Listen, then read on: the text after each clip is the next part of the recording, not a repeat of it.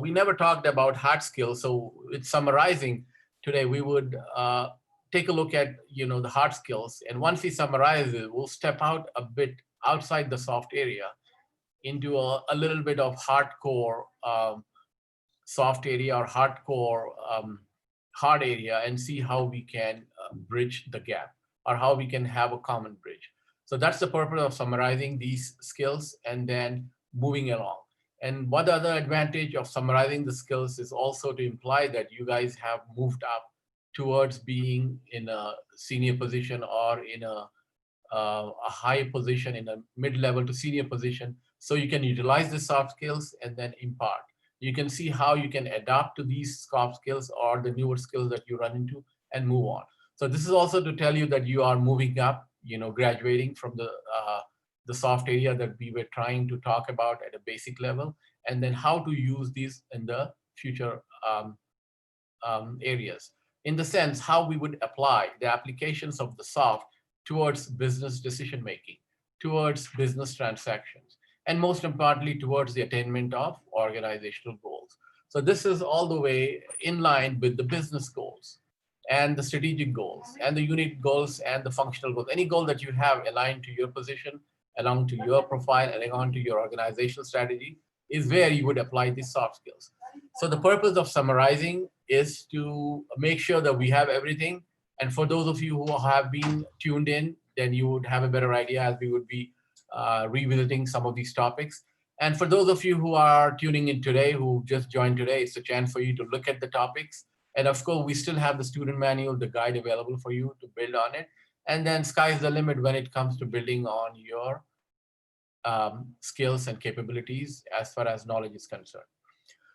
So that's the purpose of summarizing this. This would be a short module. We would finish it today, and we wouldn't have videos or cases, cases, but not videos and questionnaire done, as we have touched some of the topics. So we move on towards taking a look at how these topics would be applied in our future usage. With these topics in hand, in our grip, we would move on. So that's the purpose. And we'll also try to look at some peripheral topics within the social area, and how we can bridge the social in a corporate context, and how we would use topics such as empathy within intelligence, and how we can measure our EQ, and then how we would also once again look at the newer topics, okay, when it comes to soft topics which are not clearly written down in business journals or in the corporate policies. And then our strategy remains the same. You all would continue doing the way we have been when it comes to business writing or English conversation, as well as our approach, which remains the same, systems approach. And then once again, not to be confused with computers, but this is a holistic approach. And you do have to remember three things when we take this approach. Number one, we talked about it, which is systems thinking and epistemologies, where you have to build on the knowledge. This is the science, the branch of science that believes in the knowledge of knowing. So this is just so you continue with your habit of reading.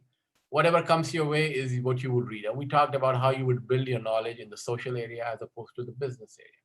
And then we would also look at the second point, which is managing complexity, solutions, how we would apply our soft skills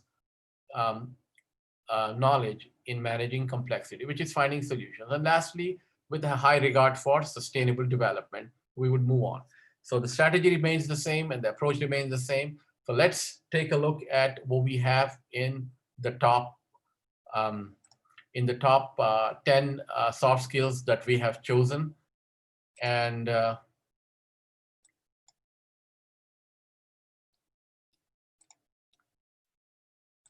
trying to load the slides here.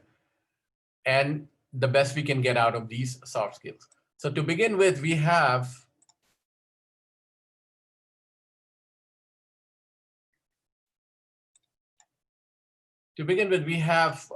we always start out with soft skills. Do you all see the slides? I can't.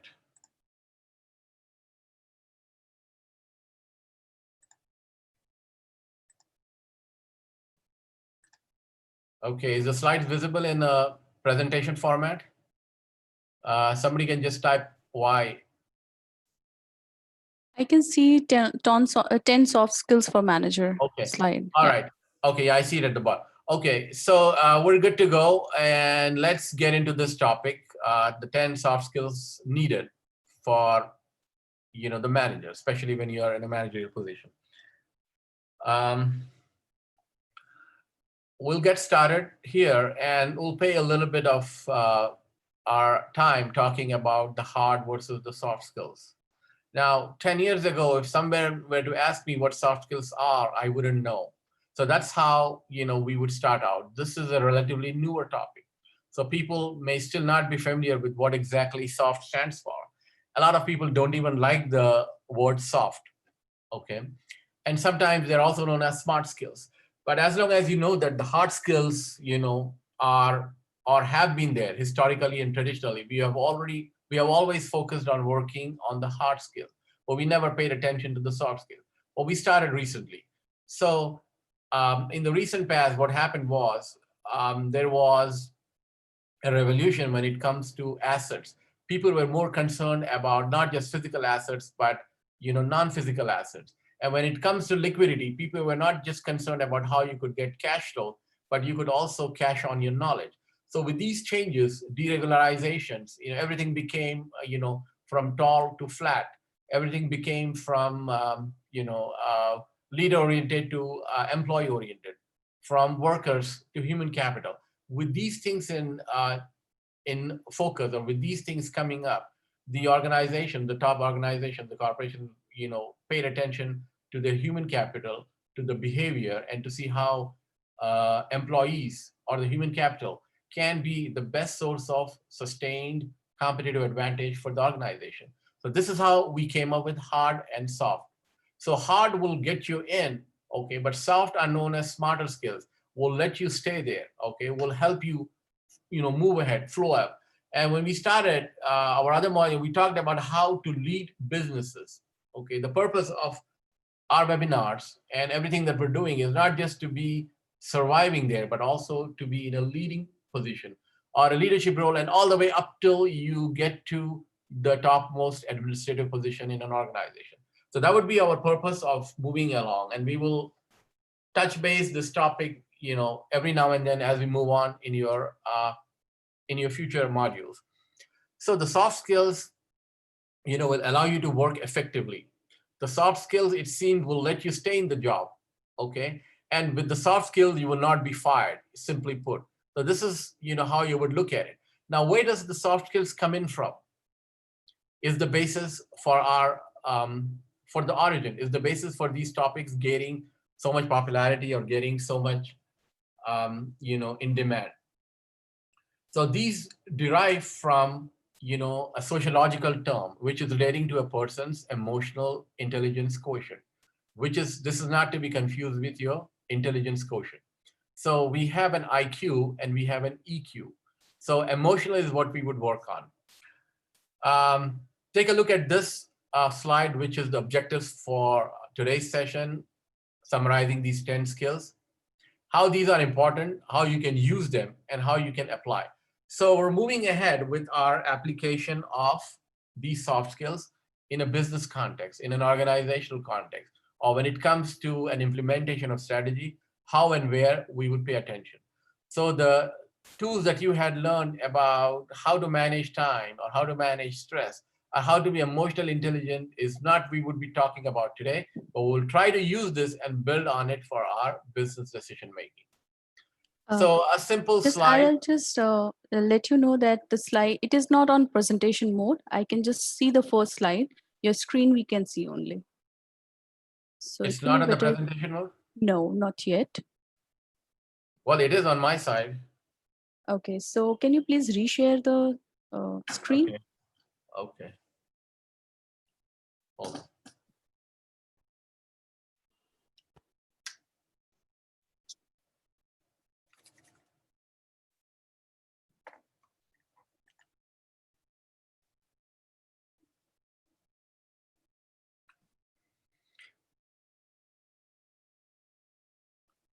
Okay, what does it look now? I think it's better, but again, it is still the first slide I can see, but it's not on presentation mode still. So what we can do is that you can unshare your screen and then you can share it again. Okay. I stop share and reshare.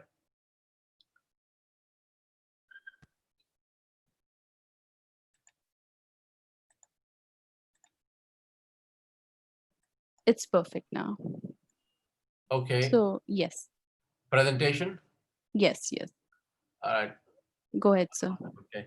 It looks like the batteries in my keyboard are weak. Could be the reason. Maybe, sir. All right. So these were the objectives that we just talked about. And then we would try to look at its application. Now, this is the slide that you have seen in the past. Okay. So everything that we do here is is derived from EQ, emotional. Now, you have to remember that the soft skills are in demand because of EQ, but not because of your IQ. Okay.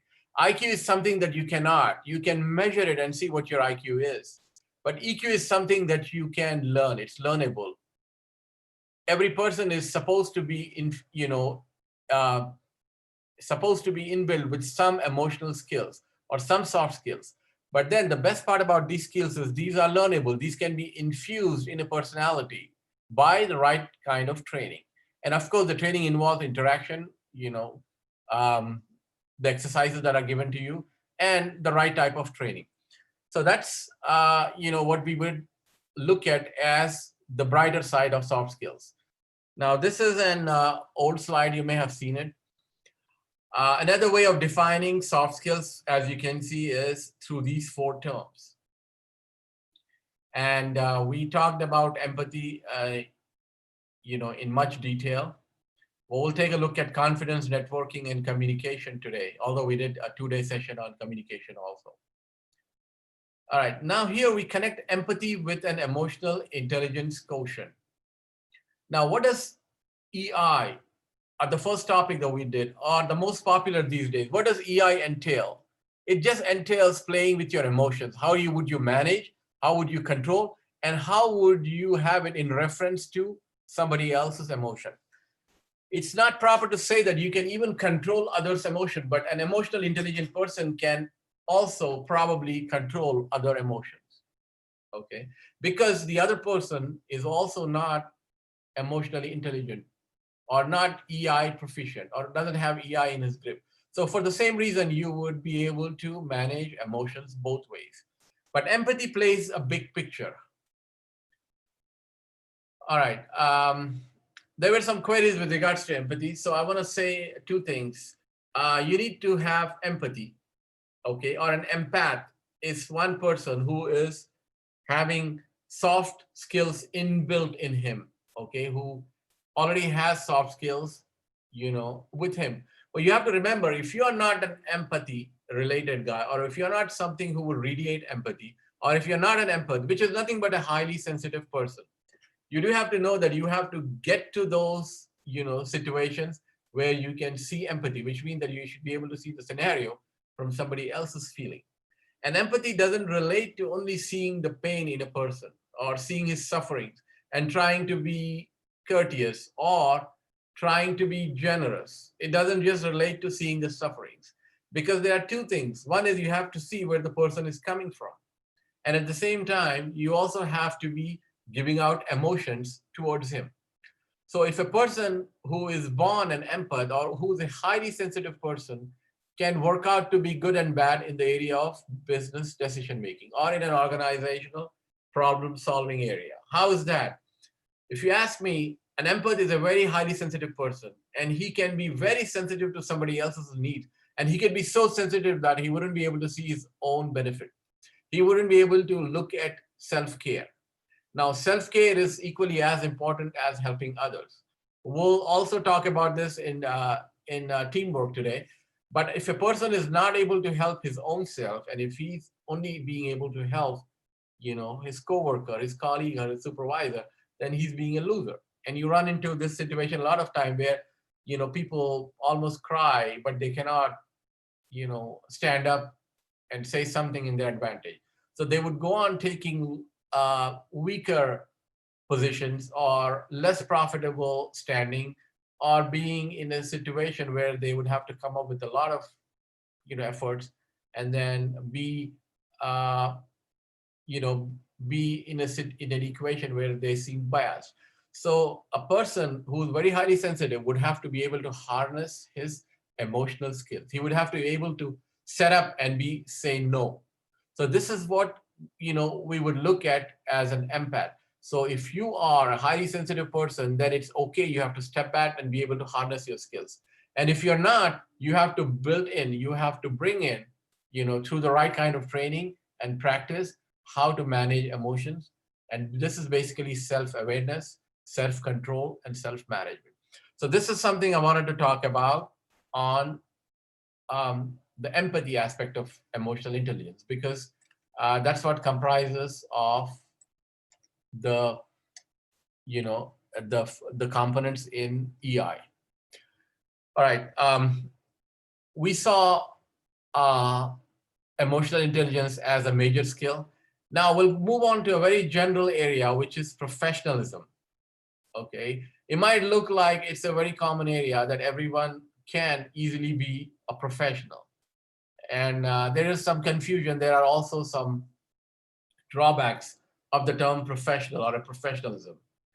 A professional is always also seen to be very tough, not very sensitive to your needs, or being very strict. So if you have a university teacher who's very strict, you know, the other way of looking at him is, although you don't say, I heard he's very strict, but you say he's a very professional. He's a professional or a total professional. So professionalism, entails a lot of other things other than just being well dressed, other than just having a firm handshake, other than just having a good eye contact, and other than trying to be not approachable. Because this is also one area of profession where people think that, oh, it's very difficult to approach him. He's not like a person where I can just walk in, and talk to him. But that's not true. So professionalism relates to a lot of things. It's like 10 factors that you need to be having in you to be a total professional, or that's what professionalism entails. So let's take a look at what it is. I mean, the three that you see on the slide are pretty commonly seen or commonly taken, but let's look at what else we have. They're always reporting to work on time. Okay. We don't have those many, but you do have to know, it should be in your manual where there may be like at least 7 more points where you can see what professionalism is. It starts out by being very sensitive to your needs, okay? And it starts out by being very generous. Okay, that's a definition of professionalism. It starts out by being open and having an open door policy. And then it starts out by being totally approachable. So if a person is approachable, and if he is allowing, criticism of his own self in a constructive manner, then that would be professionalism. It would not be, a closed area. It would not be a closed area where people cannot approach him and cannot come back to him. And then professionalism also entails having a feedback. And professionalism also entails having a social skill, or being socially intelligent in how you would react after hours, how you would be able to socialize with your employees, in a manner which is within the boundaries of within the boundaries of your business decision making, within the boundaries of your business um, culture. So these are the topics that entail professionalism, and there are 3 on the screen, but I'm sure you can find it on the video or on the study guide. So that's one area of soft skills that we would like for you to be aware of. Learn versus inborn traits. A person's intelligence is usually inborn, but a trait which can be learned are sociological traits, which are nothing but soft skills. So these traits are, a bunch of personality related features, and they start with your communication skills, your social graces, your friendliness, your ability to adapt, your ability to be flexible, your ability to be, smiling all the time. So these are the traits that can be built, that can be learned for a person to be emotionally aware or emotionally intelligent, or B, having these soft skills learned. So this is the difference between intelligence and emotional, IQ and EQ. Both can be measured, but EQ is something that you would build on with your skills. I don't know if I have the iceberg model in this um, workshop, but I would like for you all to revisit the iceberg model and see how some of the traits are hidden under the water. And these are the traits that the newer recruitment techniques are looking at, because these traits are what will predict an employee's probable behavior in the future. And this is what the recruiters are looking at it now. The so-called sociological, psychological testing or psychological assessment. If you look at this slide, intelligence based on emotion. This is also to say how people who can understand their emotions are less depressed, are healthier and more enjoyable, having better relationship, at work and at home. And social intelligence that involves the ability to monitor one's own and others' feelings and emotions. So, this is very important to be believing in social and emotional intelligence, although they both are derived, from your EQ. This is a slide from the past. Whenever we take up a soft skill, we believe in systems thinking. We believe in the knowledge of knowing. We're believing in how this would help manage your situation at work and for the greater good, sustainable development. So these are the four topics that we started out with, with our approach. And this is in your advantage. This is in your best advantage to have this in mind. So here you will start out with your strategy of building on your knowledge. This is how soft skills are best approached. And you all know what sustainable development is. This is, the very promising topic these days was in the international arena. The United Nations Sustainable Development Goals is what every country, every organization, and every viable institution is trying to be in line with. So this is about how you could bring a good, for the future without having to pay by the present. This is one way of looking at it. This is where environment and development issues, come together. Or this is where economical, political, um, you know, environmental, and sociological, or every domain meets, which means that has to be a win-win situation. When we talked about emotional intelligence, I quoted some from Goleman, Daniel Goleman. He is a very famous author who first wrote the book on emotional intelligence. So this is for you all to,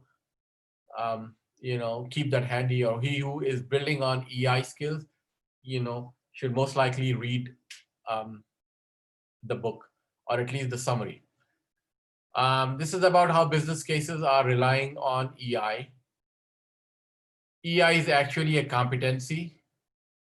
I hope you all remember the word competency from our HRM module that we did in the last phase. The competency is, a latest business skill or a business philosophy that every business is building on. And this is also one of the most required skills that we will cover in our next module, which would be business acumen. Okay, here's the iceberg model. These are the hidden traits, and that's what they would like to see in you. And they would have to extract this out of you to be able to see, what your motive traits are. And this is how they would like to hire you in the future. So it's very important for you all to be building on these skills.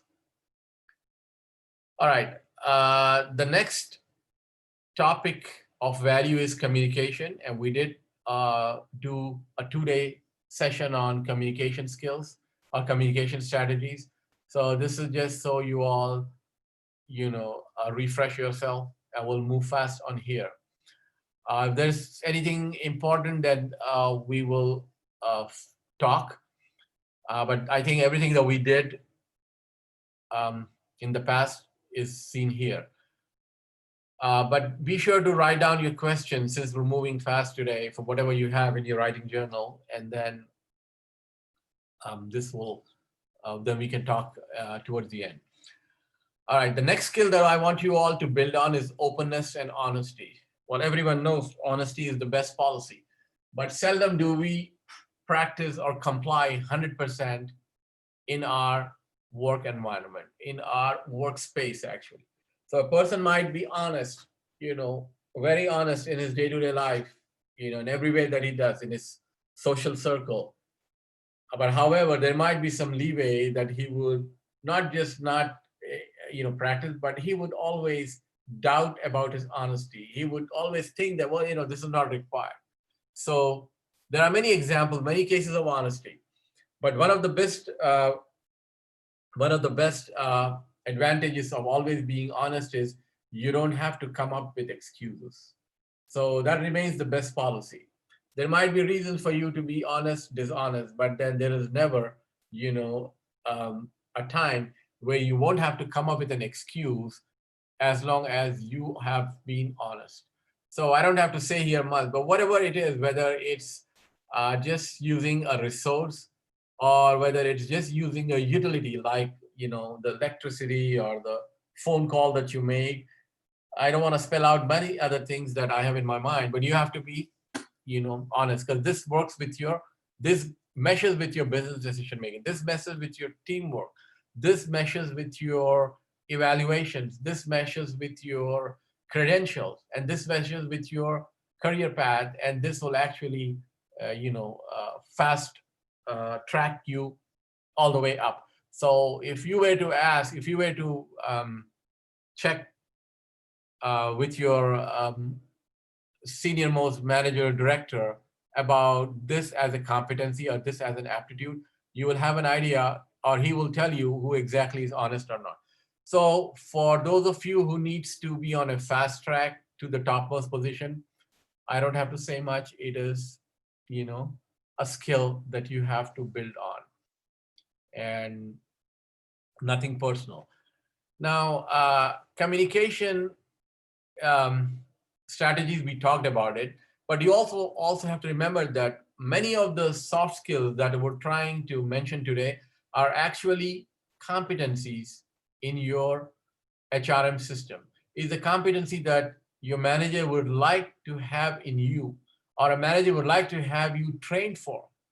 So I hope you all remember what a competency is. It's just the knowledge, skills, and aptitude embedded in an employee.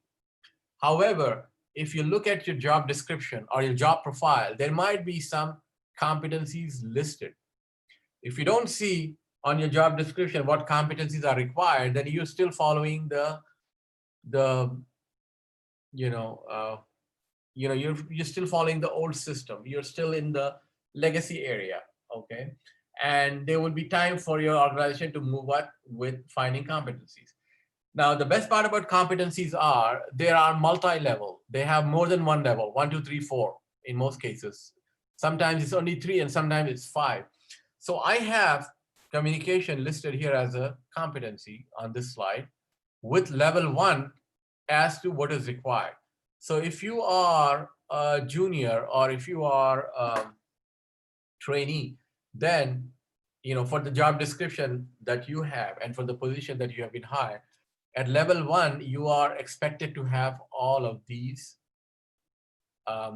behavioral indicators, they call it. These are indicators that that predict your behavior. So I don't know how clear this is, but this was a competency written by me for a client, and I'm just going to read out the top. On level 1, one of the indicators is to listen attentively to others, encourage them to express their views. And within the 1, you also need to spell correctly the proper usage of grammar, right, using concrete business-specific languages. So you can see how much importance, we have paid to the listening skills. And our English communication, conversation, and grammar writing, or the business writing module, is only fulfilling the first level of your communication as a competency. But if you move up to a junior position or a mid position or a managerial position, you will be expected of having the indicators listed under level 2. Okay. So here I'm going to read the last one. Refrain from immediate judgment and criticism of others. Ideas delivering criticism in a way that demonstrates sensitivity and feelings to others. That's level 2. And it goes on to level 3 and 4. So if you look at the last one in level 4, you will see how much of a competent you have to be when it comes to communication. Okay. So your strategy of dropping everything to English speaking is in dire need. So you really have to work on this. And this is a competency of a managerial position at a top corporation. And that's pretty standard. So if your description doesn't list your competencies, then chances are you have some time to work on it, to build on it, and it's a long way to go before they get to you or before you get to them. We're going to move on to teamwork. Now, I just explained one competency, which is communication, and you saw how much it was in 4 levels. Same is the case with teamwork. Teamwork is something that you need to be, affiliated with. And teamwork is also a soft skill, and it's a competency. So once again, you would have 4 levels of indicators in there. It's usually a core competency. Okay, so which means that it's a requirement for almost every employee in an organization. So what is about teamwork? Teamwork is about, giving responsibility, integrity, okay, and relevance and trust to other members of your organization. You could be a member of team or you could be a team leader. How would you delegate information? How would you make everyone, understand, or how would you make everyone grasp your project, and how you would expect everyone to be working, on their own in team, taking care of individual deadlines, the team deadlines, and delivering the project. So that's what teamwork entails. Is it a soft skill? Yes, it is a soft skill. So, So the teamwork that we're concerned about is in the area of soft. Of course, delivering a project requires some hardcore hard skills. And of course, that is expected of every employee. Now, when I talked about competencies, I talked about usually the behavioral indicators of these soft skills. However, there are hard skills too that have competencies, which means that there are competencies, okay, relating to their hard skills, which is written in in your manuals too. And of course, that would be a requirement when you are hired for the position. But we're only concerned about the soft skills here. So the teamwork, involves capabilities and responsibilities, and it goes on, into relevance and further, communicating effectively. So under identifying capabilities for your team members, for yourself, for the entire organization, we have talent, we have skills and resources. We talked about the skill-based, resource-based theory in the past, and we can touch base a bit here now. Now, the resource-based theory talks about how an organization could be resourceful. Now, the resource would have to be non-immutable,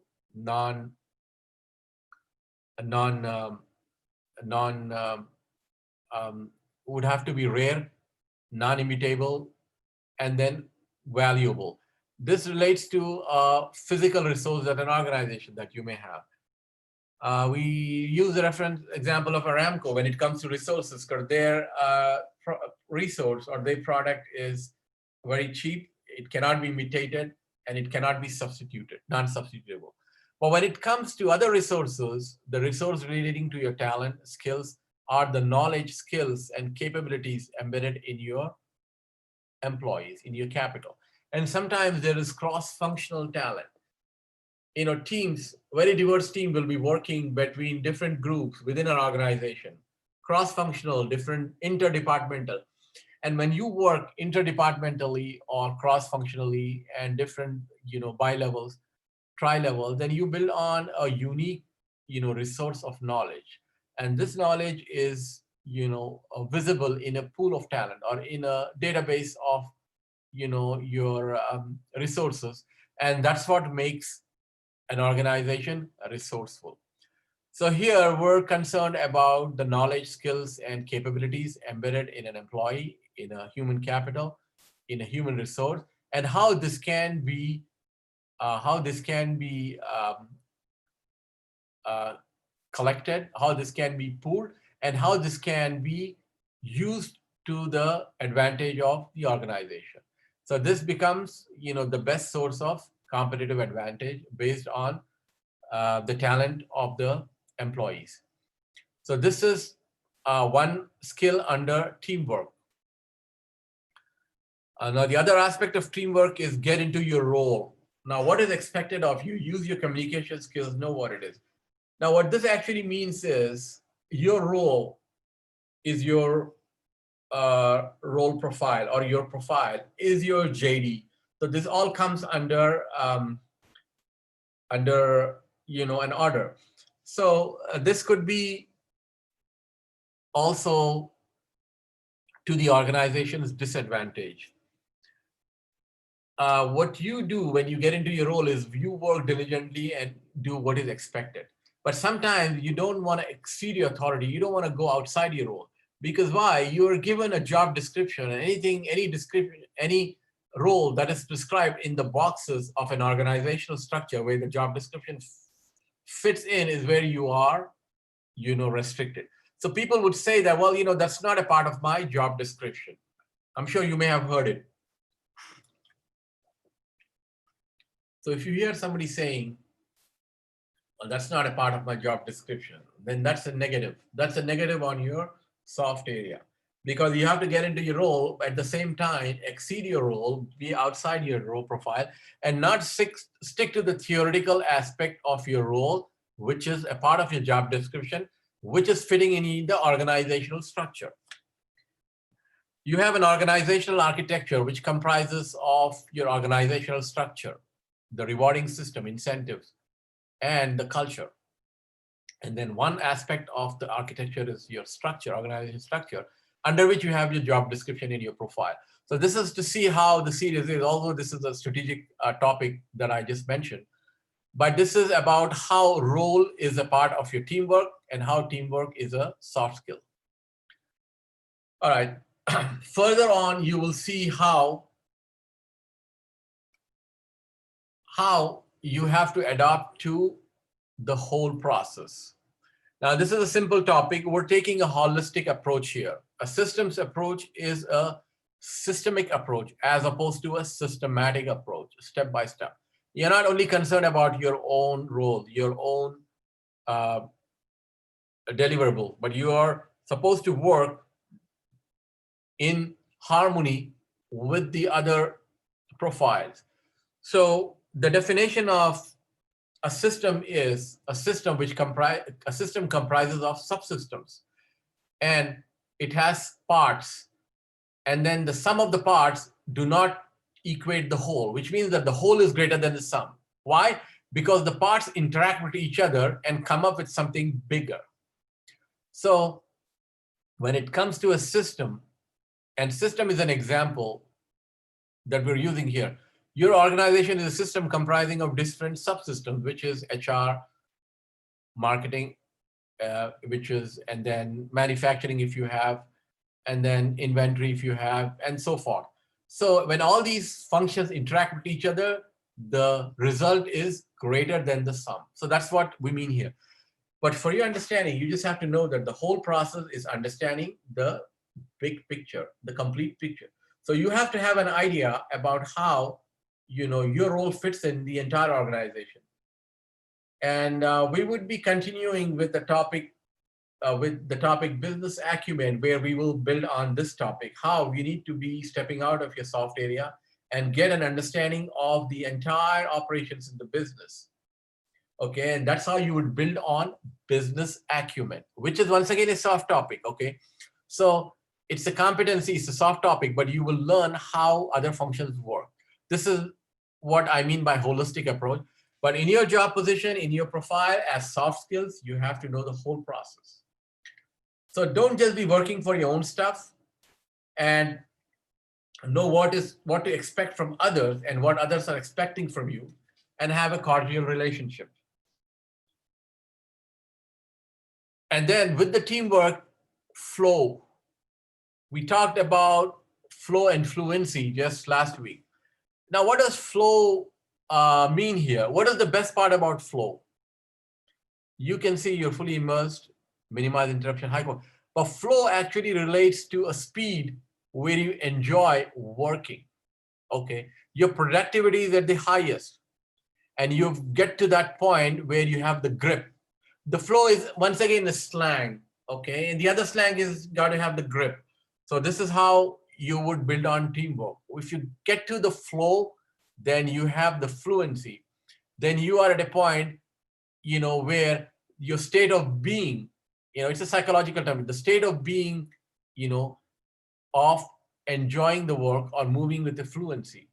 So that's the state we want you to get into when it comes to teamwork. All right, the problem solving ability. Once again, a very top soft skill. It looks very simple, but it's a soft skill. And it's a competency. The reason why I'm stating that it's also a competency that's required is because you get to see how many levels of indicators are under this competency, under problem solving. Now, if you want to see what the levels of indicators are for problem solving, just check out the internet and you'll get to see what problem solving is. So we may not have all the information here, but to take problem more seriously, you have to look at the different levels of indicators, and there are 4 or 5. And then you really have to be a problem solver here. It comes from anywhere, getting to work and being at work and leaving work on time by problem solving or solving problems. This is nothing but managing complexity or being a solutions provider. We have different titles: senior solutions provider. This is what you need to have to be in that position. Okay, here you have to identify the problem. Once you have stepped into problem solving and you need to look at what or how you would do it, you have to understand that this is an area where you have to start by identifying the problem, okay, and assessing the problem, and then it goes on. As you can see, symptoms here, this is to know that you're not supposed to treat the symptoms. If there is a problem, you have to get to the root of the problem, as they call it. There is one topic in systems thinking, the root. There is a very important topic in systems thinking. I'm not getting it. I don't remember it, but it has something to do with the root equation. So anyway, you're not to treat the symptoms here, and you are supposed to look at the underlying or look at the aspect that is creating the problem. So you start out by identifying problems, you take the holistic aspect, and then you get to defining the problem. This would be a first step before you would, get to the solution. And once you have a solution, the other way to go is to generate alternative solutions. This is the part of your business acumen where you have to ask for other alternative solutions, which means that don't jump to the conclusion of adopting the first solution. Don't jump to the conclusion of taking the first solution that you have. Look at other solutions. And what we mean by others is giving others the responsibility, giving others the chance to speak, discuss as a group, and then so forth. Evaluate the plans. All the different plans that you would have to evaluate. This is, once again, a methodology used in problem solving. You can read about it in detail, in the literature provided to you or on the video. So you have more than one problem, and you will try to evaluate. You will try to look at alternate solutions, and then once you get to the plan for implementing, you would evaluate the plan, and you would reevaluate as you see it on this slide. So implementation and reevaluation. It's like rechecking. We talked about it in the past. So how would you reevaluate? You would look at the solution that has been provided, you look at it in detail and reevaluate. And one thing you learned about proofreading in the closing aspect of your business writing is how to have your plan reevaluated in a different setting by somebody else, with the same knowledge. So the same philosophy applies here. Time management, we did it in detail. This is summarized here.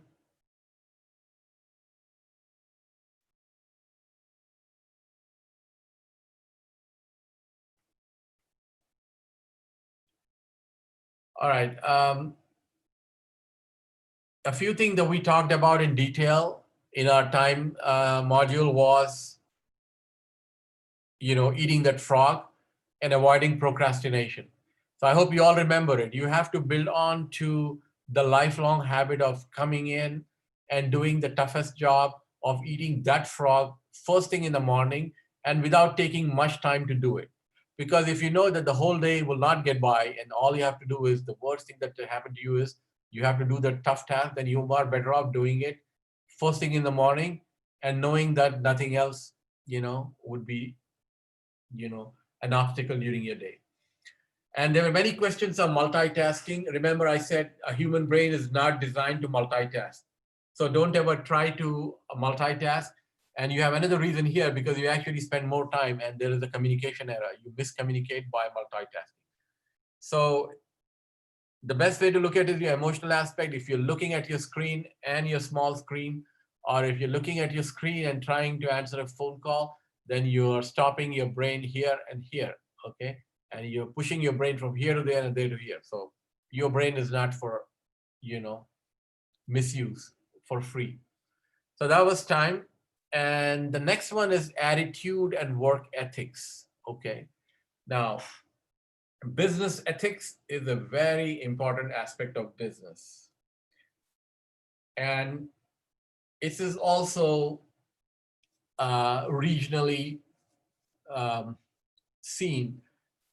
In some areas, in some parts of the world, ethics is a class that you have to take. And in some parts of the world, if you want to talk about, your area, South Asia, ethics is something that you are supposed to be aware of, something that was already taught at home. That's a part of your culture. So you don't really need to learn what business ethics is. But then either way, if you are not in an ethically defensible position, then you lose, okay? There are many cases, very, many interesting cases, how the top-notch CEOs, Harvard graduates, highly educated intellectuals, did a silly thing that was against the ethic and ended up going to jail, okay? Probably know many guys. One senior CEO, what he did, he moved his bedroom furniture from Paris to New York. Was that ethical? No. One person gave a very lavish party in thousands of dollars for maybe on his birthday using company funds. And then the list goes on. There are many, many companies that broke down, do not exist. One of the topmost consulting firm, Anderson Consulting, does not exist now because of ethical behavior. Enron was one company that was known as the world's best organization when it comes to family friendliness, or you know senior management did something really stupid, okay, and they all ended up in jail. Martha Stewart from yesteryears, he was in jail. Many governors, I'm citing North American examples. The governor of Illinois is in jail, and while he's in there, the previous governor is also in jail. So the list goes on.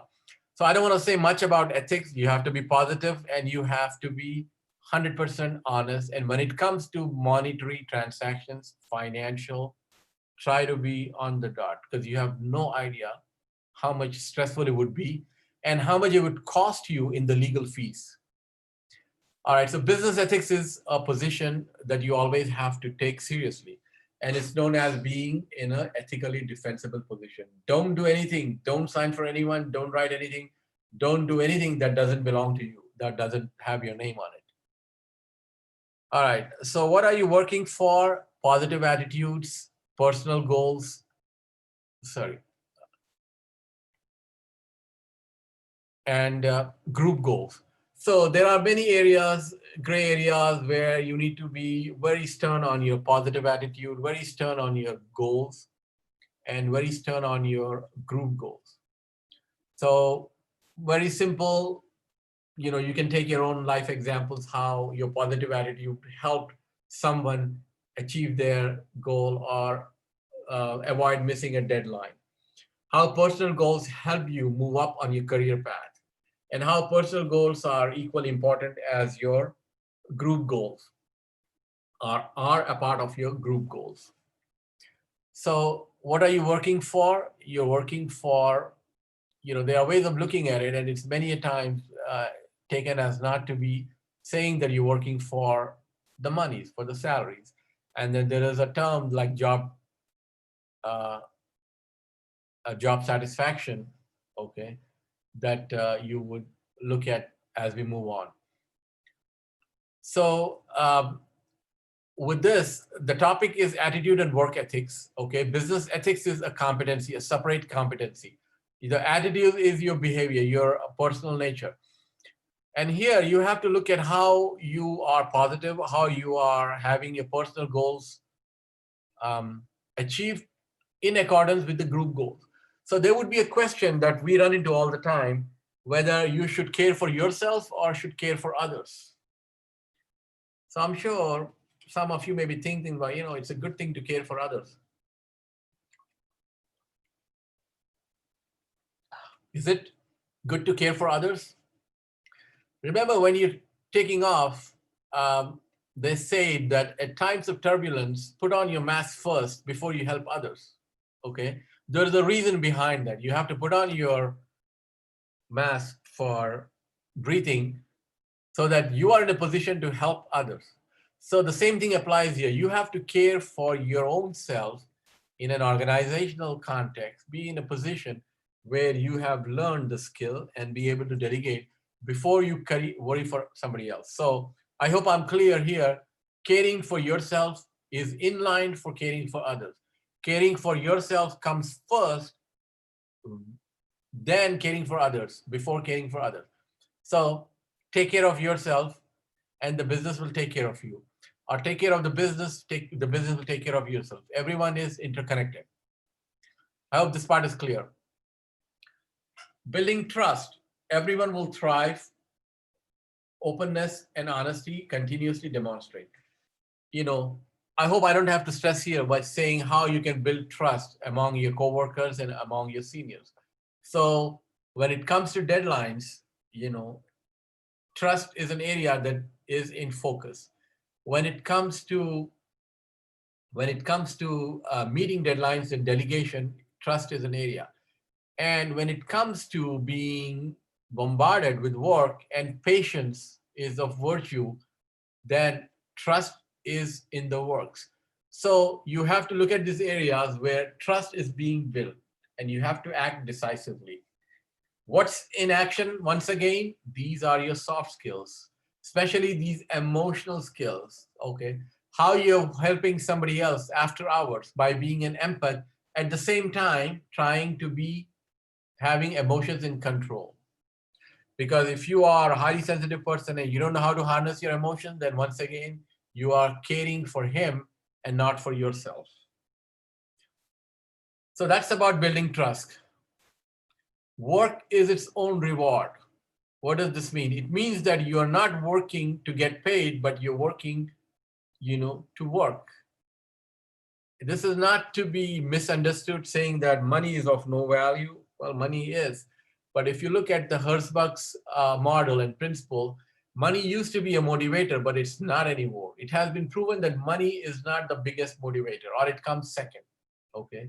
There is satisfaction, there is reward of being recognized, and there is reward of getting paid, both monies and medals and you know um, recognition. So here, this slide is to talk about work as its reward.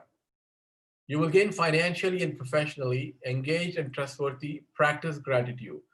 So this is just to say that you are to enjoy the work and work for its, for the real work, which is the reward. And of course, what follows is your financial gains. What follows is your, you know, monetary improvements, and what follows is your recognition, and your status with high salaries or an increase in your salary. And that's why they have these performance-based incentives where they just don't want to give you the salary, but base it on your performance. All right. The next soft skill that we're going to talk about is adaptability and flexibility. Now, once again, a very simple and common term, but it's a soft skill. And once again, this is a very important competency. Why competency? Because there are indicators attached to it. So there's a lot under adaptability and flexibility. In fact, many organizations, many senior positions, have this competency as the topmost requirement for the position. Okay, so adaptability and flexibility, it looks simple, but it is a very important thing. Now, sometimes adaptability and flexibility is also seen as compromise or compromising. So this is not to be misunderstood or not to be taken as a negative, because some people think that it's more of a cultural thing, saying that sorry is an admission of guilt, which means that if you say sorry, then you're accepting that you're guilty. No, but not in well, in some parts of the world, yeah. So they don't want to say sorry. And in some parts of the world, they start out with sorry. Okay.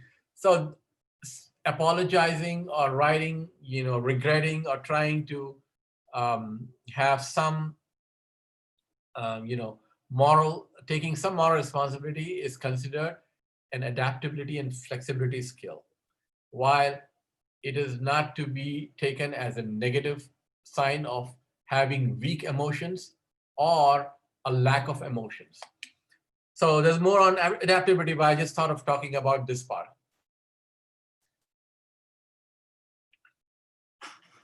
All right, there's another syndrome called getting over the good old days syndrome. How would you get over and be more adaptable and flexible? Here, flexibility is a lot, right from the time you walk in your work environment, right to the resources that you have, right to the teamwork that you display, right to the projects that you have been delegated, the tasks given to you, the deadlines, all involve you to be flexible and be able to adaptable. And one hindrance would be a syndrome known as getting over the good old days syndrome. Now, there is a position called plateau salesperson or a plateau employee. Plateau is like a flat land, as you all know. They move up and plateau. So plateaued employees, they always want to talk about how things were when they were young or when they were new or when the thing started.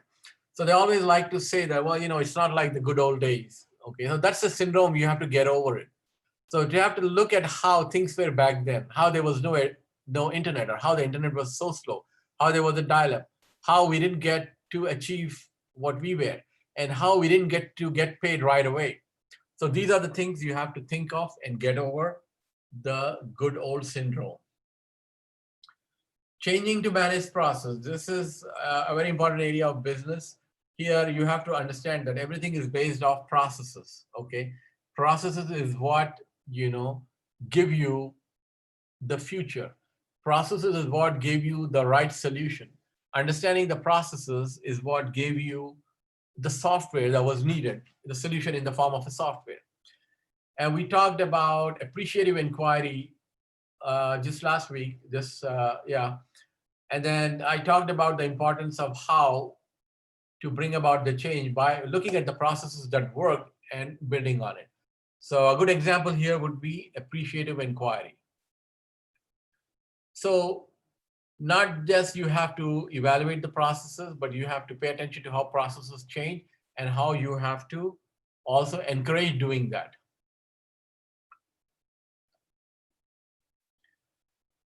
Changing to manage people, this is once again the aspect of adaptability, how change management comes into the picture, how the attitude shift comes up with change. So you have to know that changing to manage people is by being adaptive to every employee. One employee might be very loud. Okay, one employee might walk into your office without knocking. Okay, they're different. So every employee is different. You have to understand where they're coming from. They might have some physiological challenges. They might have some speech-related challenges if they are very loud. They might have some, motor problems in their skill. So you have to be very, very flexible and adaptable to manage people. You have to be changing yourself to manage people, because that's what, managing human bodies are. So you have to adapt to their style. If they would like to have a meeting with you 6 a.m. in the morning, for whatever reasons they may have, you have to be able to adapt.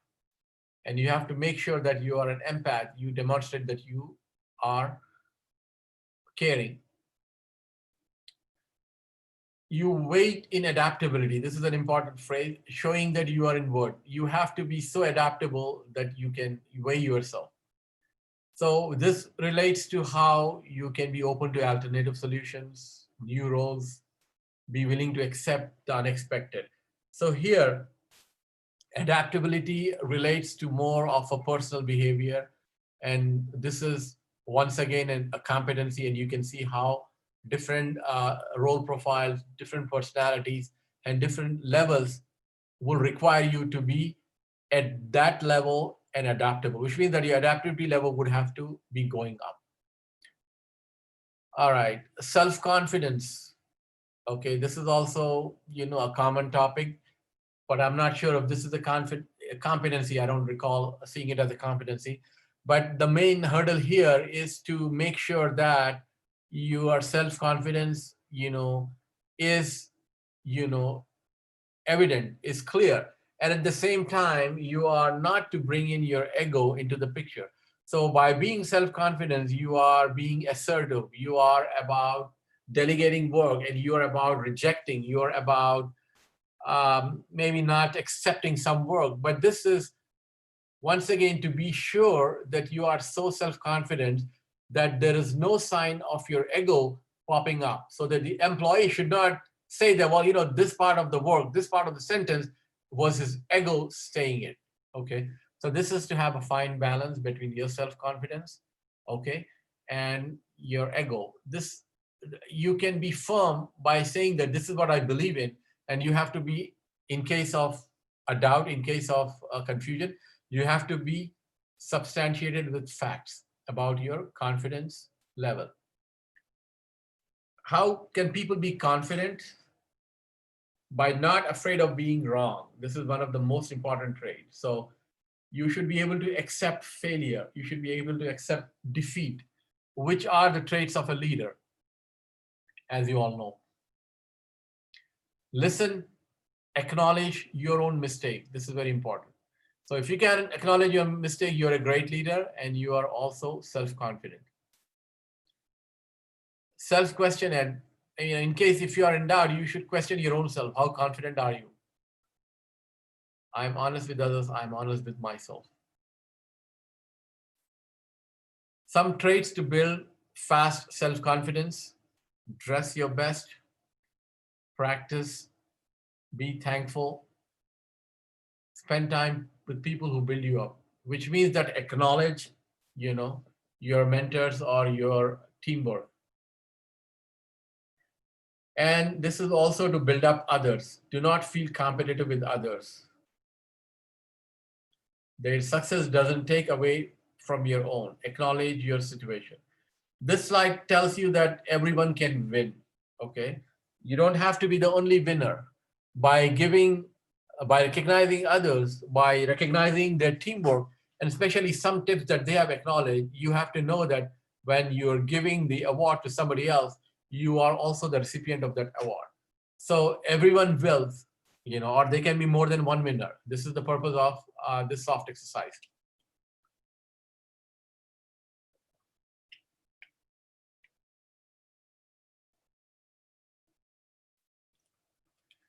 All right, this is a very general topic, but we have been focusing on read. As you all know, the force is with you.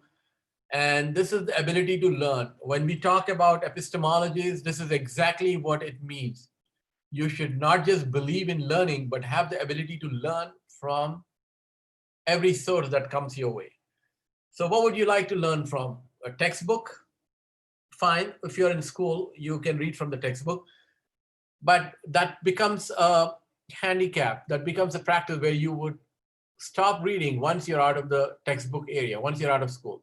So you have to learn reading from not just your handwritten note, but from your textbook.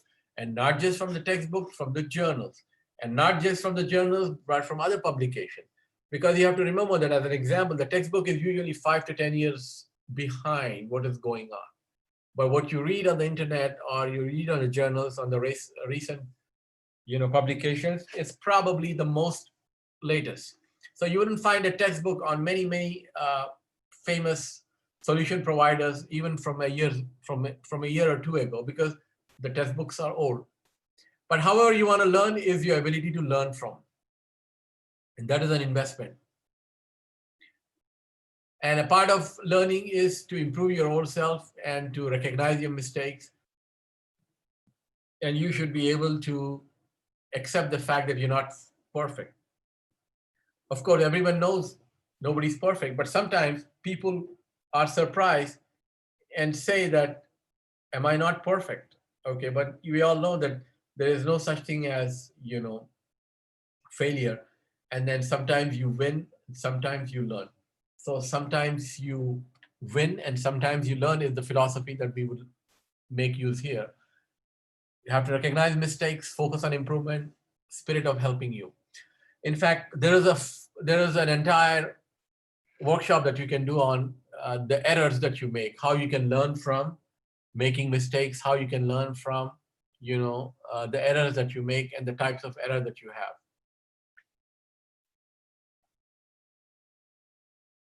So you can even learn from criticism. Of course, this is the best judge.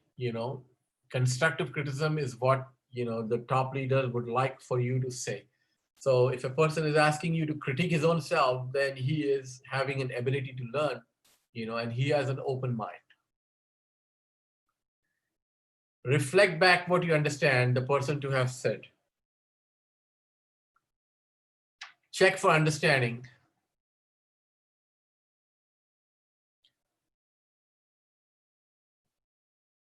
So this is about your ability to learn, and we move on with an open mind. Uh, in most psychological behavioral learnings and most psychological literature, you will see how a person is required to have an open mind. So this is about how you would move on by having an open mind.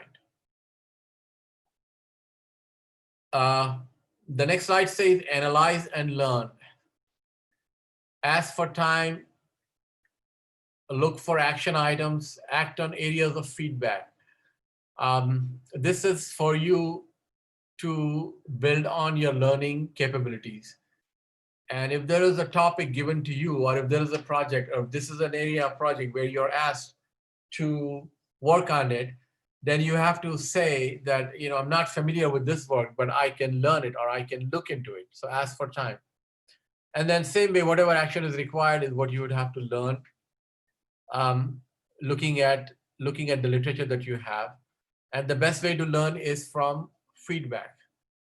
We talked about feedback in the past, and you have to remember that feedback is ubiquitous. I said there is a 30-second video that you should see on feedback. If you type in feedback is ubiquitous, you will see how feedback is important in real life, how feedback is important on the business side. You'll see how feedback is important on the communication side, how feedback is important on the manufacturing side. So it's built in the nature, it's built in the nature as feedback is present, it's omnipresent, which means that feedback is always there. Whether you like it or not, whether you expect it or not, feedback is inbuilt and you can learn from it. So that's for you all to see how important learning from the feedback is.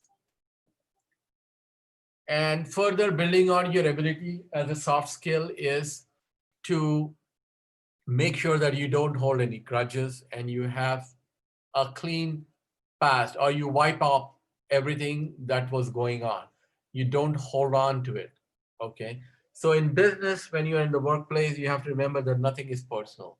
So if you feel that some person is trying to pin you or trying to have the project for any reason but personal, then rest is assured that this might be miscommunication, this might be confusion, this might be an area that is not handled properly, or this might be an area that you need to be giving yourself a second chance. So this is what we mean by clean the air and don't hold on to grudges. You use your emotional, social, and your psychological skills in understanding that this work or this project or whatever has happened is in your best interest, and then your relationship is still the same. All right. The last topic, the last soft skill that you need is networking. Once again, a soft skill that you need, and also a competency, a very important competency. And there are once again, different levels and looking into it. So networking is more than meeting people or connecting with them on the internet. How would you network these days? You would network on the social media, you would network, and then there are in very high profile meetings, conventions, they have a slot allocated for networking. All right. So networking is about, you know, getting yourself ahead in the business. And then one commonly misunderstood aspect of networking is that networking is for your own benefit. But in actuality, networking is also for the other person's benefit. In fact, so it is more of him than you. So this is just so you all know that networking is not to be something, um, something of to be shy about, or to be guilty of, or to be ashamed of. Uh, Networking starts with a need. Now, like I said, if you look at this line, say, think what you can offer. Okay. So networking always benefits your business relationship. It redefines need. But when it comes to networking, think of what you can offer and what you can build on.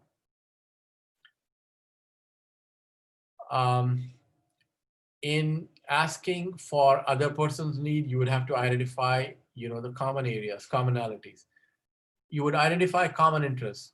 How do they mesh with yours and integrate others? Of course, these three are the most common features when it comes to networking, and this is how you would connect with somebody. But here, the intent is the other person's needs, how you can help him. So you are to network, and everyone is to network with the intent of helping the others. So everyone in a session, when they come to network and see how they can help other people, then the purpose is served. Remember, the high-powered sessions always give you a chance to network, okay? It's not like you're stealing the competition, okay? It's not like you're a competition and you're stealing the business away. They offer you a session and they openly say clearly, go and network for the next 15 minutes. Why is it so encouraged? Because this is with an intent to help the others. So the need is identified, and then you go with the need to help him. So that's the real purpose of networking. Of course, the newer ways of networking is, as you can see, the icons here, um, very easy to network these days. On the social area, on your social channels, and have a presence. So you're having a presence to help out other people, okay? Now, when it comes to networking, you are to use all your soft skills that you have. And I was pleased to see um, some of the messages that I got in the recent past from the audience of this series, from you all, was very creative messages. So I liked it, and that's what um, prompted in me, an interest towards further reaching out. Which means that I was very pleased to see some of the message that I have received from your group. It was very creative. Okay, so I had mentioned in our writing workshop not to just send the button, the message by clicking the button that I want to connect. Okay, try to customize it. Write a few lines. Okay, that makes you stand out. So reach out as much as you can with the intent of helping others on your network.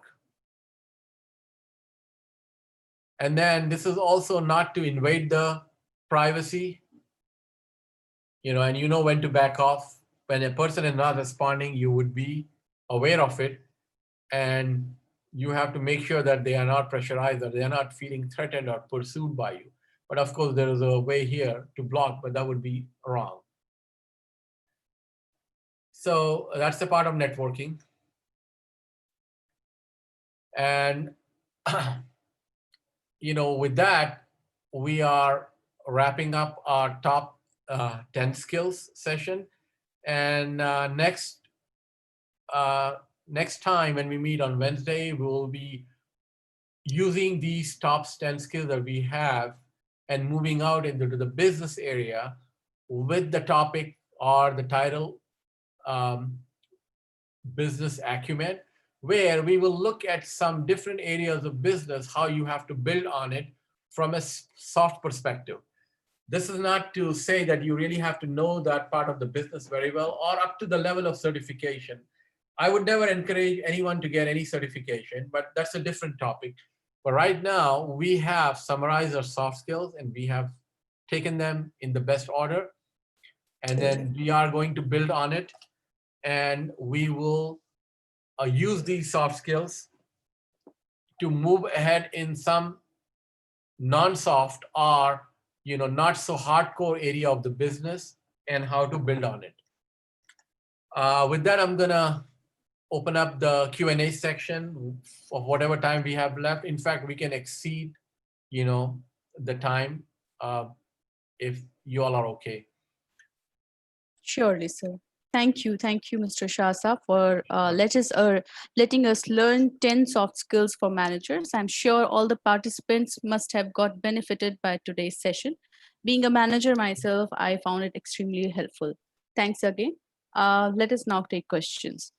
So the first question today is from Dr. Muhammad Khurshid Akhtar Sahab. He says, what is the difference between manager and a leader? Are the same soft skills of managers apply to leaders or project heads too? Or is it the different ones? Please elaborate. Well, there are a lot of funny jokes between managers and leaders. I'm sure you have run into it. But we have a module, leadership skills, and there are many executive programs for leaders. And as I said, there are levels of indicators under these soft skills. So for a leader, for a leadership position, you have to totally rely on soft skills. And for a manager, it's a technical position where your hard skills come into the picture. So this is a very wide topic. If you are with us, maybe we'll have leadership skills, a session soon. But I'm going to tell you one thing. There's a famous principle known as, I'm going to end it with this phrase. There's a famous principle known as the Peters principle. So you can check it out on the internet. It says, all managers rise to the level of incompetence. Okay. So it means that as you move up, as you progress, you are at a point where you lose all your skills. You become incompetent. Okay. So the same is true of leaders. A lot of people can do the work better than the leaders, but they remain the leader for whatever skills that they have. So as a leader, you would build on your soft skills more than anything else. And if you take a video, a look at the video of any CEO, for example, Southwest Airlines, it's a very profitable airliner in the United States. And his CEO is very well known. Take a look at his video, what he does as a CEO. And then you will see that he's just talking, laughing, smiling, traveling, hugging. and whatnot. So um, that's how leaders are. So I'm going to say you would rely on the soft skills, same that managers had, but at a higher level. The level of indicators would be higher as a competency. We designed some competencies for a CEO in the past, and then those are something for anyone to follow. So you can check out the competencies that the directors and the managers have, the CEOs have, and follow them. All right, next. Okay, so the next question is from Malika Sayed. Mhm. She's asking, due to age difference, there are many issues in the team. If in case the team leader is younger as compared to the team workers, then in that case, how to lead the team as a whole? Uh, do you, I'm reading your question. Mhm. Well, I don't see that as a reason to be aware of, you know, team leader is younger. That's maybe regional or cultural, you know. If the team leader is young, the team leader himself, you know, would have to just delegate. And if a team member happens to be older than the team leader, then it is a responsibility on the older member to be physically, emotionally, and socially aware, and take up his role as a team member younger than him. This could be a cultural issue, but you know, if there is no biased, you know, attitude from the team leader, then it's only his inner feeling that he will have to overcome. And in most cases, when the team leader is younger, or the team leader himself will never be biased because that's one of his requirements. You know, he's competent to be a team leader, and he's going to be fair and unbiased. So it would just be, you know, an inner feeling, an emotional behavior of the younger team member to think that he is, you know, being, you know, not taken seriously, or not, you know, not up to the park. So it would just be his inner self that he would have to rectify. Next. All right, so the next question is, dear sir, my question is, I'm a final year student, but I'm confused in multitasking. Please give me suggestions regarding multitasking. Well, you're not supposed to multitask. So when it comes to being in your work environment, you're not supposed to multitask. You saw a slide, you know, it decreases your efficiency by 30%, and it creates miscommunication. So don't ever multitask. Just do one thing. There's a case, if you see the module for today, there should be a case in there that you can read. So don't ever multitask. It's not good for your brain. Next. The next question is from Sayed Abuzar. Apart from soft skills, what are the key characters a leader should have? Well, they build on their technical skills, and the soft skills. Within the soft skills area, you have to build on the interpersonal roles, how you can be interpersonally efficient with everybody. So all you have to do is build on your emotional roles, your soft skills, and your, um, I would say, just the soft skills, nothing else. Look into emotional intelligence and empathy to build on it. Next. Okay, the next question is from Sayed Malika. How to handle provoking negative criticism or feedback in the workplace?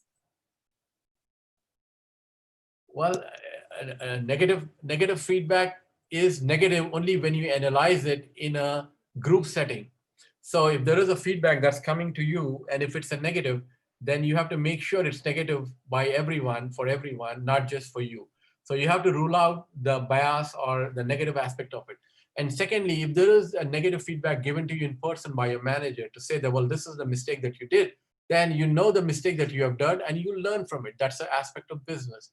So you learn from your mistakes. So if it's a real feedback that's showing some disproportionality, or lower productivity or impact on business, then you just try not to do that again. There is a case in the module that you will see how a mistake was looked upon and then it was avoided. It's very easy to avoid the mistake when you know where the mistake is, right? So that's how you do. All Okay, right, so the next. next Next question is, what are the advantages and disadvantages of social networking in business? It's all to the advantage. There are no disadvantages. Okay. If your time is being consumed for social reasons, then you're losing time. Then it's not a time management. You're not being efficiently managing time. So it's all to your advantage as long as you don't, you know when to back off, like you saw on the slide. All right. All right, next So question. the next question is, employability skill is often used in place of soft skill. Can employability skill include both soft and hard skill? Yes, it's both hard and soft skills. We're only talking about soft skills, but without your hard skills, you won't be able to get in, right? So employability refers to hard and soft skills. My area is soft skills. Hard skills is your school, your college, your degree, or whatever technical education you have is your hard area. So you need both, and that's what employability refers to. Okay. Next. Thank you. The next question is from Sharik. How to handle nepotism, ego, politics in a working environment or with the acquaintances? Well, you just have to be, you just have to be fair with your hard work, with your efforts, with your contract, with what is expected in you. And then if nepotism goes on, then it should be brought to the attention of your seniors or whoever. And if you think you have been unfairly, if you have been unfairly denied your right, then you have a right to report. Okay. So it should not go neither underreported nor not reported. This is a requirement, of every business to report, and this will work to your advantage. Because remember, in the HR, we talked about how HR is expecting your loyalty. So HR is supposed to be loyal to you and not to the owners. Okay, next. Okay, so since we are running out of time, I would like to take one more questions, which will be Sure. the last question today. It is as such, I am from engineering field with 6 years of experience. I'm switching my profile into a business analyst role. What would be your suggestion to me? Okay, I would always recommend you all to move up into management. So if you're coming up from your technical to a managerial position, that's a step up. Okay, so that is a very good thing. And then you know simply put, management is always on the top. So you would work on it, build on it, and build on your business school. Getting a master's degree in business would be a good option. Okay. All right. Thank you, Shah Saab. Thank you so much. It was wonderful.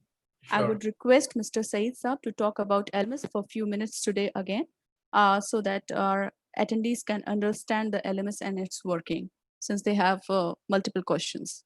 All right. Thank you, everyone. Thank you, Shah Saab. Sure. Thank you, Shasab, and thank you, Mira. Since we are running out of time, okay, I would just quickly share my screen and show you what is this LMS all about. For those who have already attended the previous sessions, you have a very fair idea about what is this learning management system. So whatever courses are being, taught in the webinars, so we have, a follow-up learning management system here. So the link is already been shared in the chat window, how you are going to sign up. So once you sign up, okay, you get to see this dashboard. And this dashboard basically has the courses, the list of courses. So far we are done with business writing, communication strategies. And now, we have completed this 10 soft skills for managers.